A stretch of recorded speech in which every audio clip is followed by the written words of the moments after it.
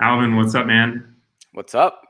How are you, dude? I know you for the past few years now, so it feels like just talking to a good friend. Sometimes I interview people, and it's the first time hearing their story, but I know a lot about you, so I'm stoked to have you on the podcast. Yeah, thank you. I'm pretty excited to be here. I know we've been talking about this, and I apologize for not scheduling this a lot sooner. It's just been fairly busy the last few months, so No, I'm here now. yeah, no, it's good, dude. I mean, I know everybody's schedule and everything like that sometimes doesn't mesh up, so I appreciate you at least taking out the time to chat with us today. So for people that don't know about, you, your story, your background on, how you've been able to be successful in real estate, can you shed some light on that for us? Yeah, so I'm Alvin Uy. I'm from Los Angeles. Um, I came here when I was 12. Was brought here by my parents. I'm from the Philippines, so my parents and I immigrated here along with four of my other siblings. And so there's seven of us total that left the Philippines, come here. I would say that my parents were of wealth. They came from a wealthy family in the Philippines. But when they left the Philippines, they were basically disowned because they didn't get the blessing of my grandparents for coming here. In fact, my grandparents forbade them to come here. Why leave what you have here to pursue the U.S.? And my dad is the firstborn of the firstborn of the firstborn, and in the Chinese culture and the Filipino culture, that's like he's being groomed to take over the business basically. Yeah, yeah. But because of political stuff that's happening there's a lot of like threats, death threats, and things like that. My parents decided to bring us here to the U.S. without uh, you know getting permission, Hmm. lack of a better term. And so got here, they brought some money, quickly depleted the funds that they brought, and they had no other way but to pay for everything cash because you know they don't realize that when you come to the US, it's all about credit history, job history, work history, and all that stuff. And at the time, they didn't even have an address, so they couldn't find work. Hmm. So yeah, so got here. Um, First place that we lived at was at a one bedroom, one bathroom house, all seven of us. 70. Damn. Yeah, and we were ended up sleeping on the floor for the first maybe year and a half, like no beds. Yeah. All seven of us packed into this one. I think it might have been like maybe 300 square foot unit Wow. um, in the middle of East Hollywood. So it's still pretty rough out there even to this day. So yeah, so that was my first recollection of what wealth is. It was a big um, life changing experience for me because I didn't know any better at the time until I realized, like, wait, what's going on here? Yeah. We had all this life of luxury, and all of a sudden, like, we're living in a one bedroom apartment on the sleeping on the floor without any beds. So that's kind of like my pivotal moment in life where I realized, oh my gosh, this can't be it. And I talked to my parents at the time, and they said that U.S. is the land of opportunity, and I've always remembered that. Yeah. So growing up, like I knew like I had to make sure that my parents' legacy was extended because they took a gamble, took a chance on us, and to come to the U.S. So I wanted to honor their sacrifice and their legacy. So fast forward a few years later, I started a business uh, in design just because I wanted to buy real estate after reading Rich Dad Poor Dad. Yeah. If you guys know about, cash flow quadrant, talks Mhm. about being an investor and a business owner. So I knew then, like, you know what, I want to be an investor, but in order for me to um, afford that, I got to build a business. I need the money for it. You're right. Specifically in the Los Angeles area, like it's everything here is so expensive, Yeah. you For know. So I started 20 years ago. I bought my first house 20 years ago, and I learned everything from that. You know, um, learn how to house hack that. So now I am, um, I'm building up a bigger business to basically do construction and focus on ADUs. Okay. Um, yeah, so that's a little bit of where I am. If I don't know if you want me to dive into what type of businesses I've had, but I don't know what's relevant. Well, so um, I guess stepping into your background and talking about that first, like going through that and, coming over here at 12 and living, very, very, very, very frugally, you know, on the scenario where 7 people in 300 or 400 square feet, um, I would assume motivates you. And like you said, gives you some type of pride to get to another level, right? And have you had, throughout the years, especially in real estate, once you bought that first property and then moving forward to, we'll get into what you're doing today, but have you had some setbacks and have your small beginnings like motivated you to go to the next level, or what's motivated you to continue? Very good question. So, um, I think I've always known that I wanted to be in real estate. So I early on accepted the fact that I'm going to be making mistakes, that there's going to be setbacks. So, there's always going to be little, little setbacks here and there, and that's to be expected. For me, like I was a college dropout. So I figured, I don't have a big college bill, and so I look at that as credit. I don't have 100,000 or hundreds of $1,000, loan that I got to pay for. So I look at that as credit. So when I started buying property, I knew then that, like, it's all about just learning how to build the skill sets to really, hone in on that and make a future out of that. So if I was going to pick on a property, it'll be my first project or my first house that I bought. Um, at the time, it sounded like a mistake. I bought it without knowing what I'm getting into. Yeah. It was a 1 bedroom, 1 bathroom house on title, but we saw it and it was 3 bedroom, 2 bathroom. And I'm like, oh, great, I'm getting a deal. you know, Yeah. but little do I know, like, hey, if it's unpermitted, it doesn't really count, right? But at the time, this was about 2003, and they were giving away loans at the time. Yeah. So I'm like, oh wow, I'm gonna get a free house. They can't be wrong, right? Nothing could be wrong with that. So I went in there, got the loan, really high interest. I think the broker that sold us the house was also doing the loans for us. So it's like, this guy is like doing everything, he Yeah. was listing, he double agency and all that. And I'm like, okay. And on top of that, he was my mom's friend from church. So I'm like, oh, I can trust this guy. So, yeah, but after realizing, like, oh man, I could have gotten this cheaper. I should have just gotten a different representation, getting a buyer's agent instead of, having dual agency. Didn't know what rates I should have been getting instead. But I got really high interest rates on that, and it was like, I don't even know. It was a 1 year, uh, uh, 1 year fix. So it was a terrible loan.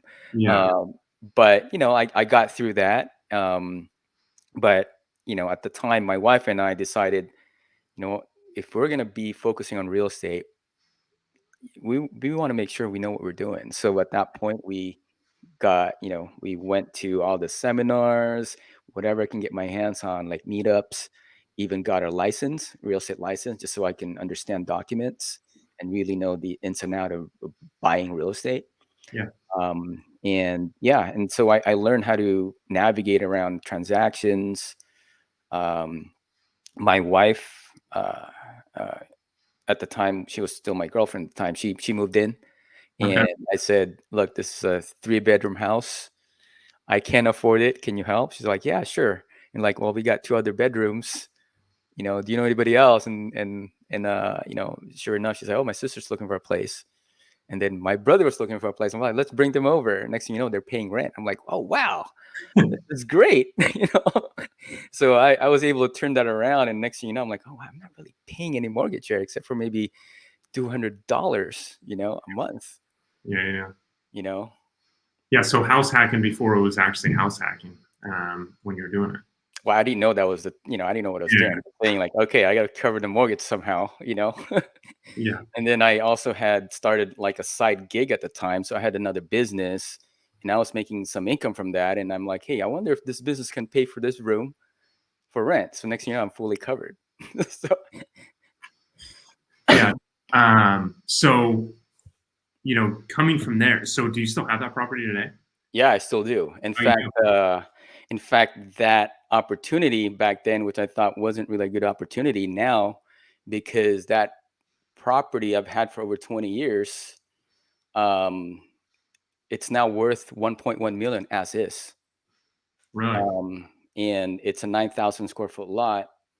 And so I can actually subdivide that if I wanted to, or do an SB9 play and tear it down and just make 4 units. Is that did you ever do anything with the unpermitted space, or is you just kept No, that? I kept it, man. I Yeah, kept it. In fact, I it's now 4 bedrooms because I added more rooms in there. So, nice, I added more rooms. I figured, hey, you know what? It's already there. I'm gotten in trouble. No one's told me to tear it down. So like, hey, so I've had it. So it's cash flowing like crazy.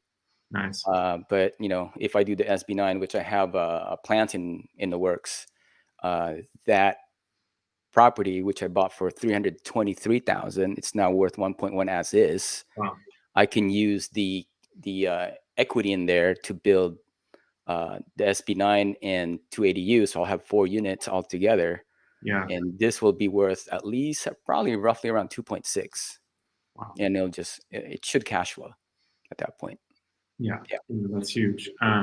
Okay, so you got this property, unpermitted space, but obviously has done well because of real estate, hmm appreciation, and then ultimately didn't look like a good deal. But what fixes that is time too, in the market. So once you had that, how long were you in there, and then when did you go to that next property or buy that next rental?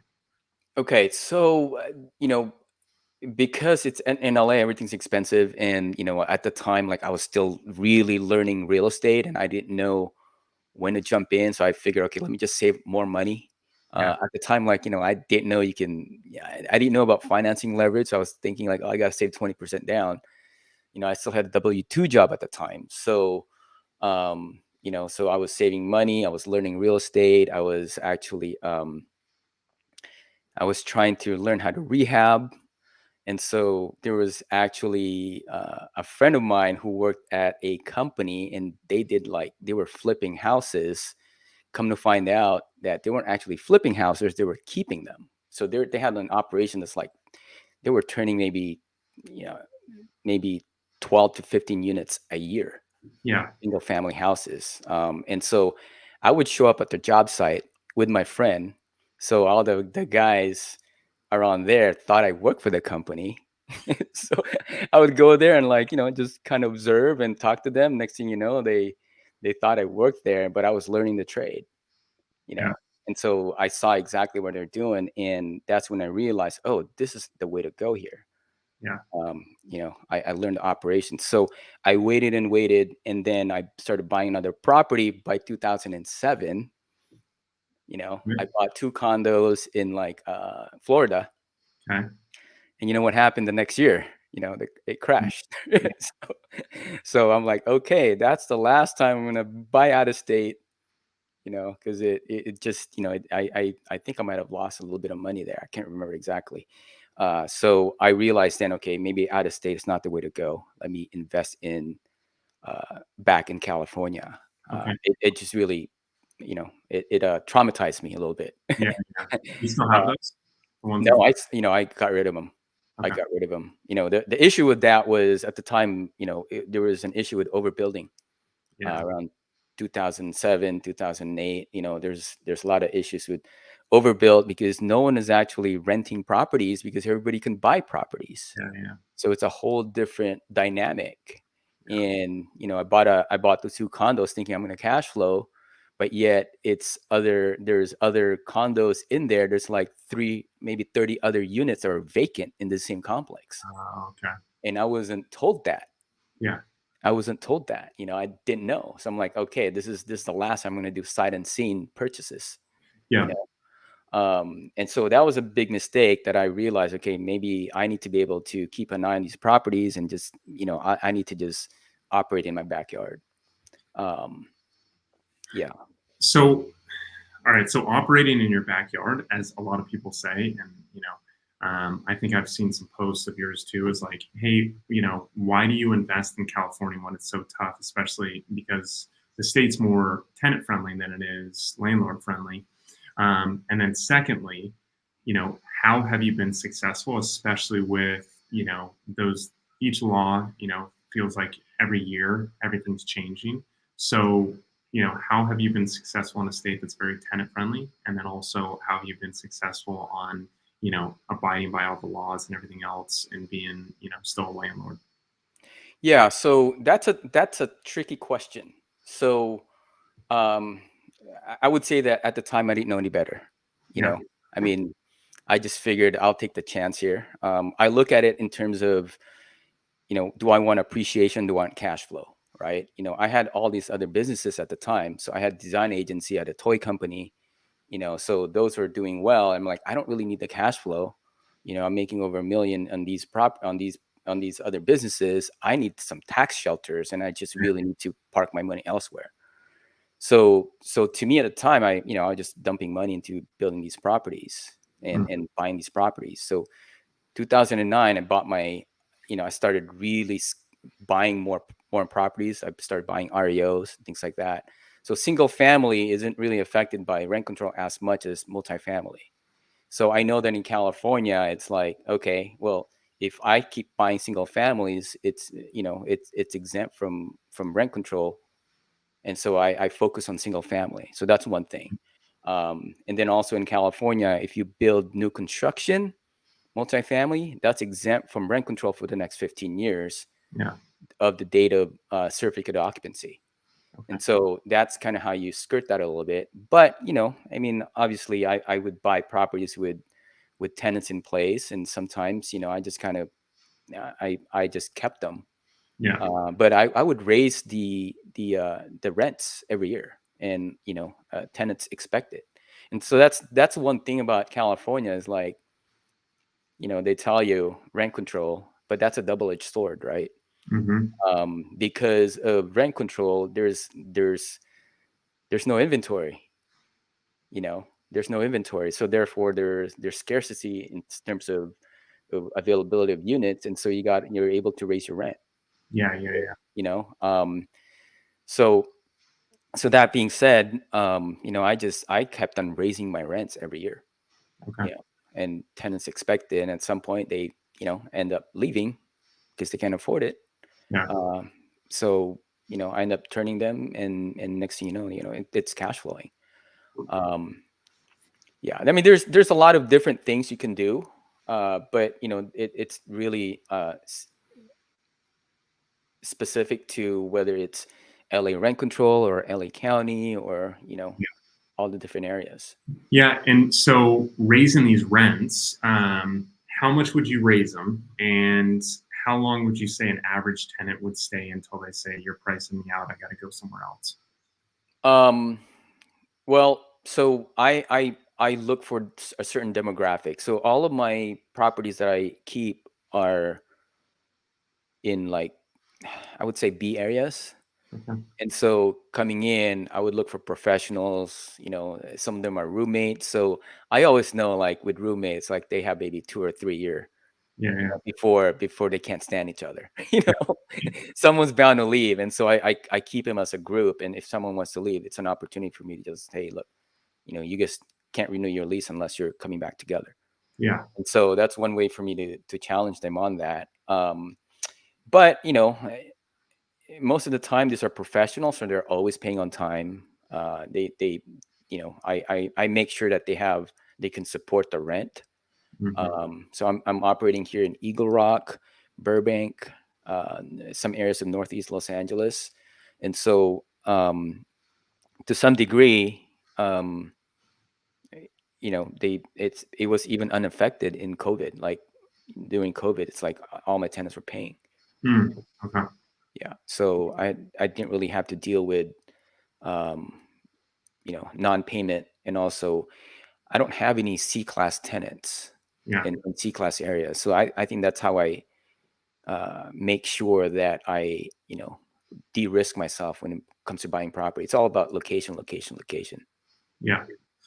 Yeah. And what about, you know, going back to being in California, how have you been able to get people out or, you know, work on evictions?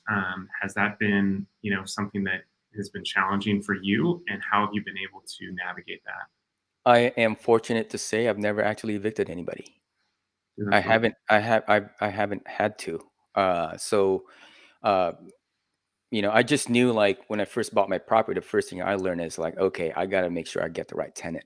yes. So how do we attract the right tenant? So we rehab the place so we can attract the best, highest rents. Hmm. And right off the bat, you know, when we um, do our due diligence on the tenants, you know, we'll find out. We'll ask for proof of funds. We make sure that they have at least 6 months in their bank account Okay. to cover their rent. Uh, you know, in terms of like, in terms of like credit score, we'll look at we don't accept anybody under 650. Hmm. So you know we'll take a look at that, and if there are roommates, then we make sure that it's one payment, not independent payment from each roommate. Yeah. So they're all kind of responsible for each other, you know. Yeah. And so yeah, I've never really had to evict anybody. They usually leave on their own, Yeah. Okay. and I would say like there's probably no other state where you'll be jumping for joy when your tenants leave Oh, yeah. because you know you're able to raise your rent. Yeah. And so that's one thing about California. And also in comparison to other states, you know, we got the Prop 13 where taxes are locked in. Yeah. So that doesn't go up. So, you know, your cash flow just goes up every year. Yeah. Yeah, that's nice for sure. And then, you know, have you ever had any, you know, speaking of raising rents, have you ever had any that were under rent, you know, so you bought something and you just didn't raise them for a certain amount of time and then you look back and had to try to catch up? Um, yeah, I still do. I've got a couple of tenants. I think we were talking about this earlier today where, you know, I have a couple of tenants that are below the current market rate. Hmm. But I look at it as well, you know, let me find other ways right now because obviously I can't evict them. They're paying on time. Yeah. And I can't raise the rent in Los Angeles right now until February 2024 next year.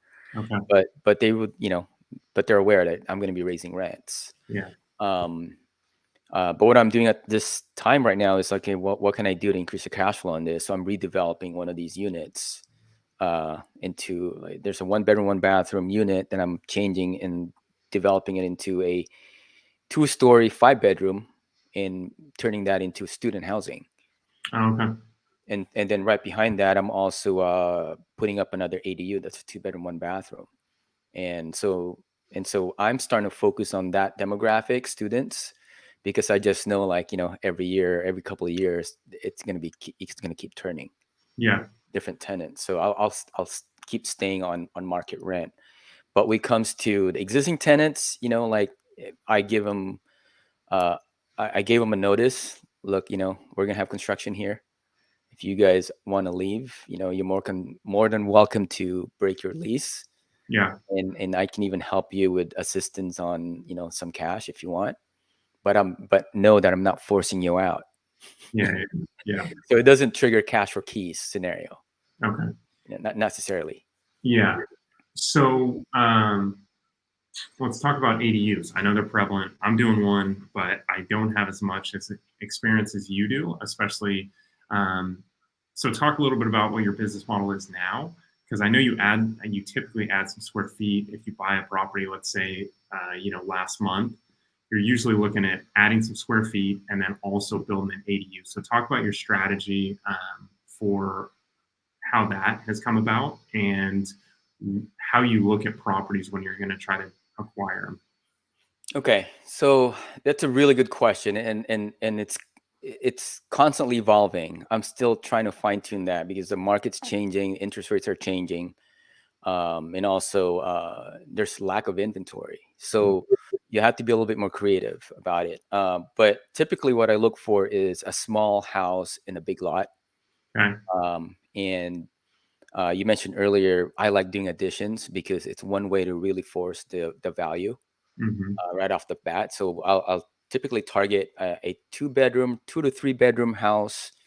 It's probably under, 1,200 square feet, around there. Okay. 12 to 1,400 square feet is what we target. Um, and we'll add less than 500 square feet addition to it. That way we can force the amount of rooms, force the value. And the reason why I say 500 square feet is because it doesn't trigger having to go to planning, because Okay. you're just basically doing an addition. So it's a faster permitting, at least in Okay. the cities we're operating. Okay. And so that's one way to really like hedge the value, because with ADUs, uh, right now, appraisal values haven't really caught up to it because standards haven't really caught up to it, Yeah. Yeah. where the living square footage on an ADU does not count towards the actual total living square footage. Okay. So that's kind of a risk right now, but that's all going to change. So I'm banking on the fact that it's going to change. My current model is to keep these properties anyway. So for the garages, I'm almost targeting houses with a separate garage, Mm-hmm. because you want that separation and privacy, and you want to make sure there's access to that second unit. Yeah. But even with the garage, we'll do an expansion on that. So we'll take like a 350 square foot garage, add another 200 to 300 square foot to it, and make it like 600 to 700 square feet, which I can then know that I'll be able to fit at least a 2 bedroom in there. Okay. And yeah, so that's one way for us to force the value, force also the rent. Yeah. Yeah.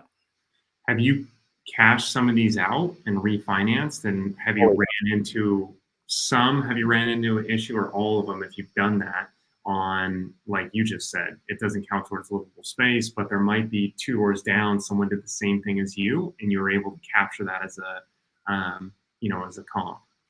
yeah. So our model is we're focusing on areas that we know about and that we already have projects at. So we're actually using our own projects as comps. Okay. And so that's one way for us to sort of, have a model there. Like, so we know exactly what we're going to appraise at. And, we're constantly refinancing. So, a little bit about my strategy is we buy houses using hard money. Okay. So for me, it's I'll buy a property using hard money because of my experience level. I'm able to leverage 90% or better, Okay. at a very low interest rate still in comparison to what most do get. Yeah. So my last project was at 8.75 at 90% leverage, Okay. and that includes the rehab loan Okay. as well. And I have lenders that would lend me 90% on a rehab or 100% on a rehab, and they would consider ADU builds as rehab. So I'm Okay. taking advantage of that. Yeah. And once I'm done, I then do the burst strategy of refinancing it.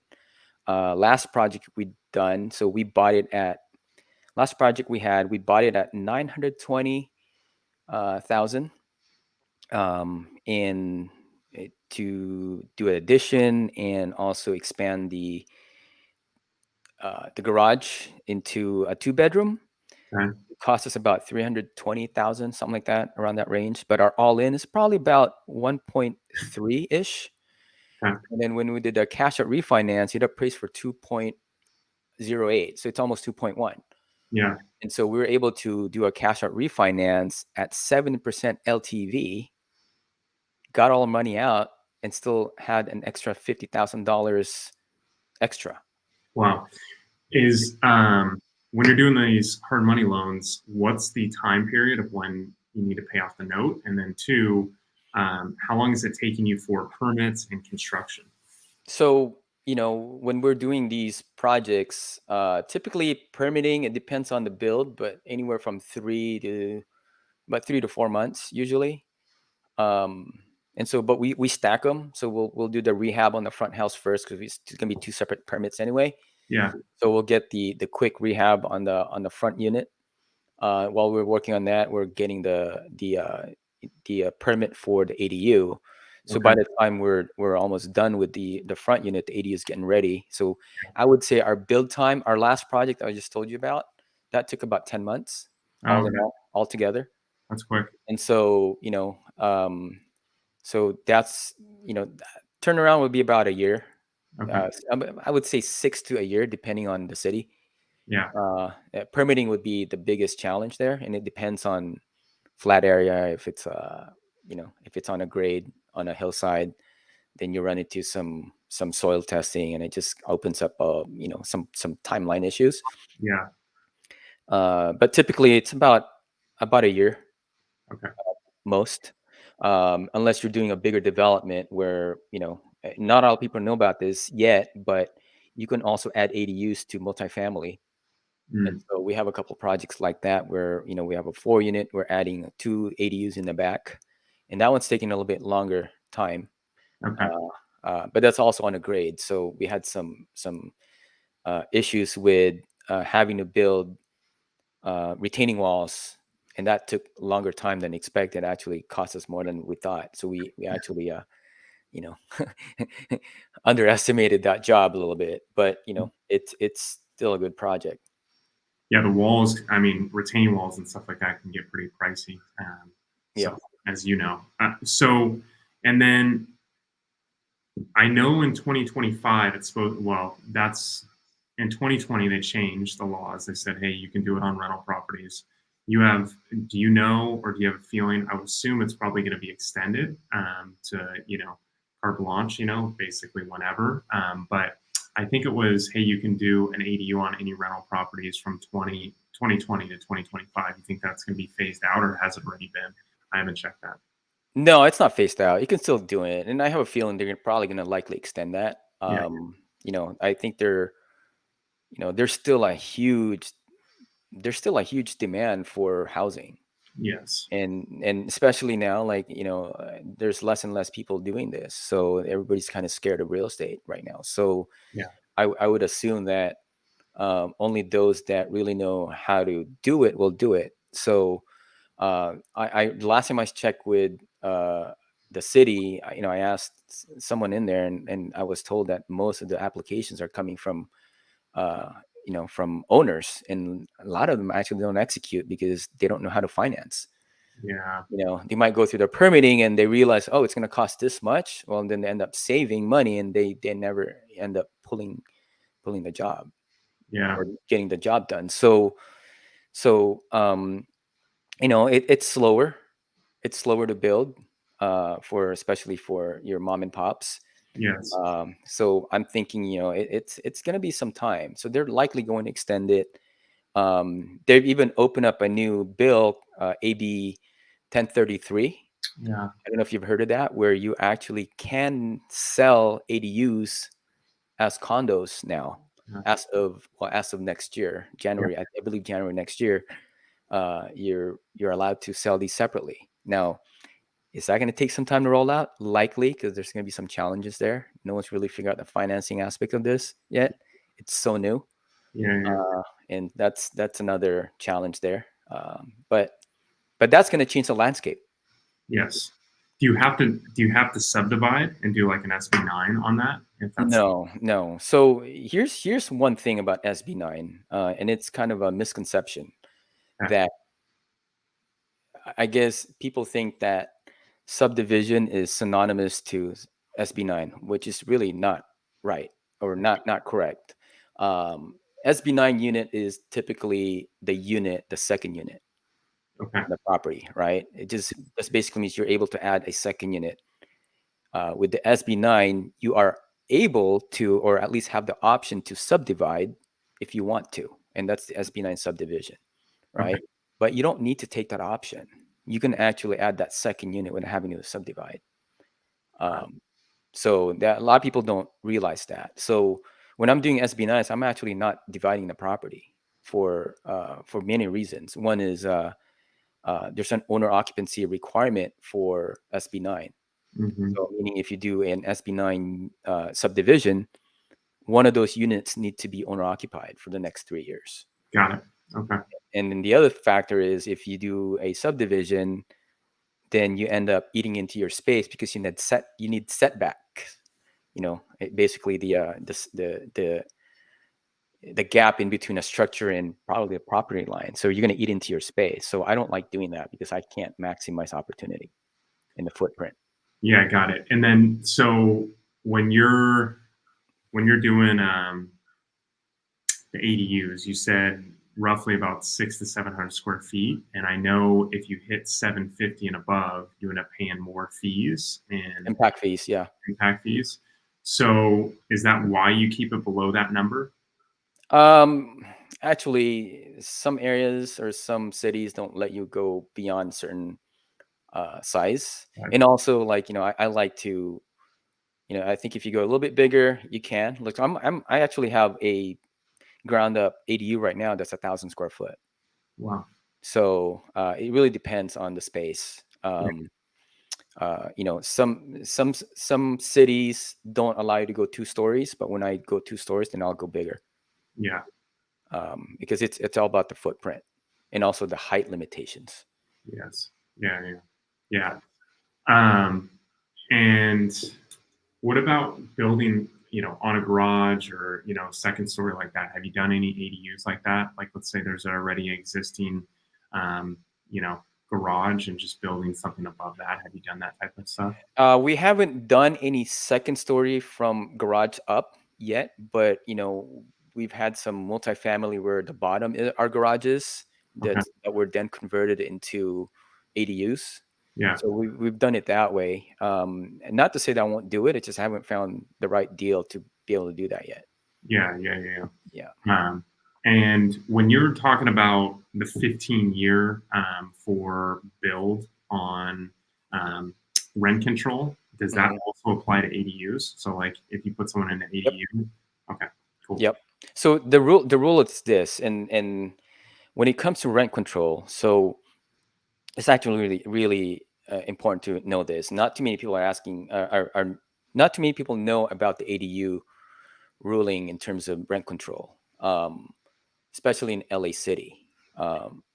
So the way it works is you got 15 years exemption from date of certificate of occupancy, right? So um, how they are able to identify that is, if you have a single family, you're exempt anyway. But once you start converting a garage, then it triggers multifamily, which then triggers, rent control.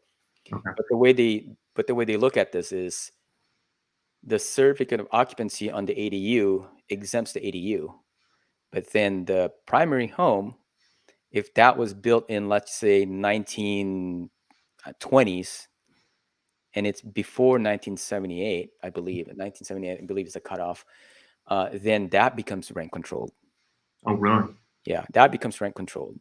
So, um, yeah, so that's unless you decide you want to tear that down and build brand new, Yeah. then you'll have a separate certificate of occupancy for that. Gotcha. Okay. All right. And then outside of, are you looking at any particular model on adding 400 square feet? Like, are there certain, like, let's say you found a single family, because I know what you talked about earlier is adding 400 square feet, basically staying underneath where it has to go to planning and development. But is there a specific styled house? Like, hey, if this is a 1935 house, it's a raised foundation and it's got kind of a patio in the back, it's easier to add 400 square feet. Is that the type of properties that you're looking at versus a craftsman style house built in '78 and it's new construction compared to conventional? Um, No, I don't. We don't get really picky on that. We look for the space. If there's enough room, we'll build it. If it makes sense, we'll build it. Um, and it's actually up to 500 square feet. So we'll go like 499 square feet just so we don't trigger planning. Okay. So we'll go that route. If there's an existing structure, let's say it's a back patio, that's even better because if that area is permitted, then that's okay. It makes it a little bit easier to actually convert that Yeah. because it's an existing footprint. But we've done some where we expanded either way. Okay. Um, so it's not a deterrent for us. Um, but in today's interest rates, I'm finding that having to build 3 units is probably the better way to go because you'll generate more cash flow that way. Yeah. Yep. Yeah. Yeah. No, 100%. Okay. Yeah, so but let's talk about building 3 units real quick before we go on to my last couple questions. So if you're building 3 units, usually that's primary, right? Residence. So like if I bought a single family and it was a rental, but I did a junior ADU and an ADU, it's got to be primary, correct? Is that what you're talking? Um, Let me understand your question, and if I'm understanding this correct, when you say primary, you're talking about owner occupant. Yeah. So when you said 3 units, I take that as, hey, I got a single family, and then I'm going to Hmm. build an ADU, which is going to be 2 units, and then I'm Hmm. going to build a third. Can you do that outside of it being a junior ADU? Yeah. So um, junior ADUs are okay. In fact, there's a new bill called AB 976, Okay. which is a new bill that they're trying to get rid of this whole owner occupancy requirement. Okay. So, and this is why I'm saying that I was waiting for that to be lifted before I start building 3 units. Um, but that being said, you can also add the third unit being the SB9 unit. So that's another option there. So you can push a new ground up, you know, SB9 unit in the back, wherever you want to put it. Okay. And that should fall under a three or 4 units if you can even. Got it. Okay. Um, but how it works is if you have 1 unit and you add an SB9 unit, because it then triggers that to be multifamily at that point, any multifamily can add 2 ADUs onto, and that's how you're able to put 4 units all together. Oh, okay. Yeah. Got it. Okay. So to me, a junior ADU is a little different because junior ADU is essentially you're creating a unit out, you're creating a unit within your existing structure. Hmm. So you're cutting into your existing, which I don't necessarily like because you're eating into something. I'd rather just expand. So anytime you expand your footprint, you add more value. Yeah. No, that's true. That's true. Yeah, because I think it it's something already existing. It could be a garage. It could be like a large closet. You can just add on up to like 150 square feet. So if that closet's to a max of 500, so if the closet's 300 square feet, you could add another 150, right? Yeah. So the strategy that I would apply if I was to look for a property for a junior ADU is, if you have a large master bedroom with its own bathroom and a large closet, Hmm. that's a perfect room to turn into a junior ADU because you got everything in there. You don't Yeah, need to build a bathroom, and the closet can be turned into a kitchen or something, yeah, and it's a studio, right? And then if that's a 5 bedroom house, 4 or 5 bedroom house, you got one less bedroom, you turn that into a unit. That's perfect, and it yeah. doesn't take much. You just need that separation. That's true. That's true. No, good, valid point. Yeah. Um, okay, cool. Well, so wrapping this up, there's a couple last questions. One is, um, you're very successful at doing what you're doing now, especially with ADUs and adding some square footage, and then ultimately refinancing, doing the burr. Um, is there an app or online resource that you're using today that's making you more efficient? Um, you mean in terms of how to calculate these things? Or just to run your team? So is there anything that I mean, it could be calculation and running your team more efficient. Underwriting wise, we kind of have our own spreadsheet that we put together to kind of Okay. just look at, values and how much we spend, and what our budget is. So we're able to identify that off the bat. Because I'm on a construction team, I know my build cost would be. And so we look at that, and the first thing I look for is like I like high rent areas, and I look at the price per square foot when it comes to exit. Okay. And then I like those areas where like it's somewhat expensive area, high rents. So I Yeah. know like, okay, my cost is anywhere from 200, 250 per square foot. But if it retails at like 500, 600, or even 900 square feet, I mean, $900 dollars per square feet, then I know I'm tripling my value right off the bat. 100%. Yeah. Um, and so it's not rocket science to determine the value.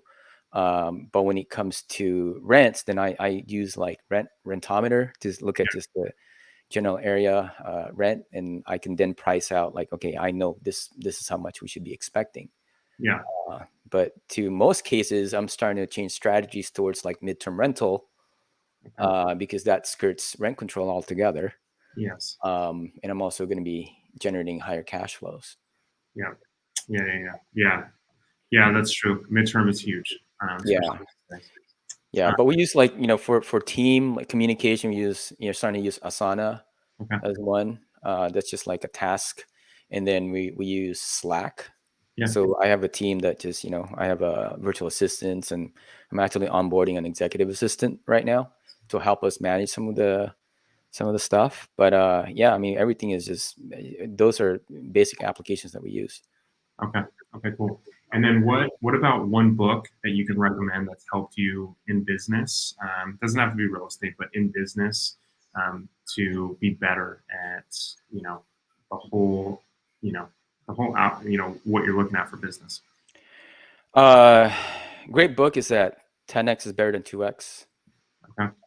That's a great book. If you want to operate in a higher level, that's one way to really like maximize your time and being able to sort of analyze, yourself, and how much where you want to put your time and effort in. And it's a good book to identify your who's and your who not hows. It's an amazing book. I would recommend that. Okay. Yeah. I mean, that one's great. Who Not How is great too. Um, okay. So where can people find out more about you? I know you put a lot of content out on social. So Yeah, so I'm on Instagram, Facebook, and TikTok. I just started doing, a lot of social media, but you can find me on Alvinized, ALVINIZED. That's my handle. So you can find me on. I think I'm. I think I'm on those platforms. I'm not on Thread yet. I believe. I'm not sure. okay. Yeah, I'm not. I'm not. Well, cool, man, dude. This has been the reason I wanted to get you on here today was ultimately to share your story on how you've been super successful at being able to hone in on one aspect of real estate. You talk about single family and stuff like that, and especially in a challenging area. We talked a lot about rent control and tenants and stuff like that. So I appreciate you spending the time to chat with us. Sure, man. Thank you. Cool, man. Thanks, Alvin.